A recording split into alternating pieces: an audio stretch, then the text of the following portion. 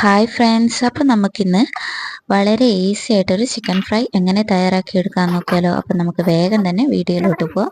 അപ്പോൾ അതിനുവേണ്ടി ഞാൻ 250 ഗ്രാം ചിക്കനാണ് എടുത്തത്. അപ്പോൾ ചെറുതായി കട്ട് ചെയ്ത് വെച്ച ചിക്കനിലേക്ക് നമ്മൾ ആവശ്യത്തിന് ഉപ്പ് ചേർത്ത് കൊടുക്കുന്നുണ്ട്. ഇനി ഇതിലേക്ക് നമുക്ക് 1/2 സ്പൂൺ ഗരം മസാല പൊടി ചേർത്ത് കൊടുക്കാം. 1/2 സ്പൂൺ മഞ്ഞൾപ്പൊടി കൂടി നമ്മളിതിലേക്ക് ചേർത്ത് കൊടുക്കുന്നുണ്ട്. ഇനി ഞാനിതിലേക്ക് മുളക് പൊടിയാണ് ചേർത്ത് കൊടുക്കുന്നത്. അപ്പോൾ ഞാനിവിടെ 2 സ്പൂൺ മുളക് പൊടിയാണ് ചേർത്ത് കൊടുക്കുന്നത്. അപ്പോൾ എരിവ് ആവശ്യമില്ലാത്തവർക്ക് കാശ്മീരി മുളക് പൊടി കൂടി ചേർത്ത് കൊടുക്കാം. അപ്പോൾ ഞാനിവിടെ എരിവുള്ള 2 സ്പൂൺ മുളക് ചേർത്ത് കൊടുത്തു. ഇനി ഇത് നമുക്ക് കുറച്ച് വെള്ളം മിക്സ് ചെയ്തിട്ട് നന്നായിട്ടൊന്ന് മിക്സ് ചെയ്ത് എടുക്കണം. അപ്പം ഞാൻ ഇതേപോലെ എല്ലാം കൂടെ ഒന്ന് മിക്സ് ചെയ്തെടുത്തിട്ടുണ്ട്. ഇനി നമുക്കൊരു കടായി വെച്ച് കൊടുക്കാം. അപ്പോൾ ഇതുപോലൊരു കടായി വെച്ച് കൊടുത്തിട്ട് ഇതിലേക്ക് നമുക്ക് ചട്ടി ചൂടാകുന്ന സമയത്ത് ആവശ്യത്തിനുള്ള ഓയിലാണ് ഞാൻ ഉപയോഗിക്കുന്നത്. അപ്പോൾ ഓയിലൊന്ന് ഒഴിച്ചു കൊടുക്കാം.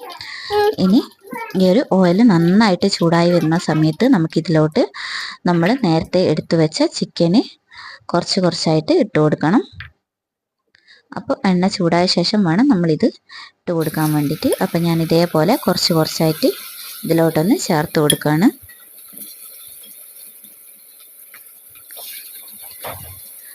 അപ്പോൾ ഇതുപോലെ നമ്മൾ ആവശ്യമുള്ളത് ഇതിലിട്ട് കൊടുത്തിട്ടുണ്ട്.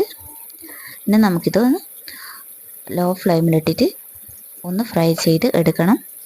അപ്പോൾ ഒരുപാടങ്ങ് ഫുൾ ഫ്ലെയിമിലിട്ടിട്ടൊന്നും നമ്മളിത് വറുത്തെടുക്കാൻ നിൽക്കണ്ട, കാരണം നമുക്കിത് കരിഞ്ഞു പോവും. നമ്മൾ വളരെ ചെറുതായിട്ട് കട്ട് ചെയ്ത ചിക്കനാണ്. അപ്പോൾ വേഗം തന്നെ നമുക്കിത് ഫ്രൈ ആയി കിട്ടും. അപ്പോൾ ഞാനിത് അടുത്ത വശത്തേക്ക് കൂടി ഒന്ന് തിരിച്ചിട്ട് കൊടുത്ത ശേഷം നമ്മളിതൊന്ന് കോരിയെടുക്കുകയാണ് കേട്ടോ.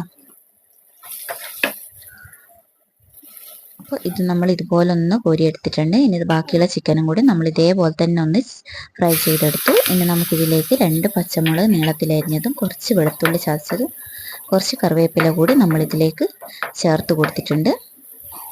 എന്നിട്ട് ആ ഒരു എണ്ണയിൽ നിന്ന് നമുക്കിത് ജസ്റ്റ് ഒന്ന് ഫ്രൈ ചെയ്തെടുക്കാം കേട്ടോ. ഇതേപോലെ ഒന്ന് വറുത്തെടുത്ത ശേഷം നമുക്കൊരു ബൗളിലേക്ക് മാറ്റി കൊടുക്കാം. അപ്പം നമ്മൾ നേരത്തെ ഫ്രൈ ചെയ്ത് വെച്ച ചിക്കനിലിട്ട് ഇത് കുറച്ചായിട്ടൊന്ന് ചേർത്ത് കൊടുക്കാം കേട്ടോ. അപ്പോൾ വളരെ ഈസി ആയിട്ട് നമുക്കൊരു ചിക്കൻ ഫ്രൈ ചെയ്തെടുക്കാൻ പറ്റൂ. അപ്പോൾ വീഡിയോസ് ഇഷ്ടപ്പെട്ടാൽ സബ്സ്ക്രൈബ് ചെയ്യാനും ലൈക്ക് ചെയ്യാനും മറക്കല്ലേ.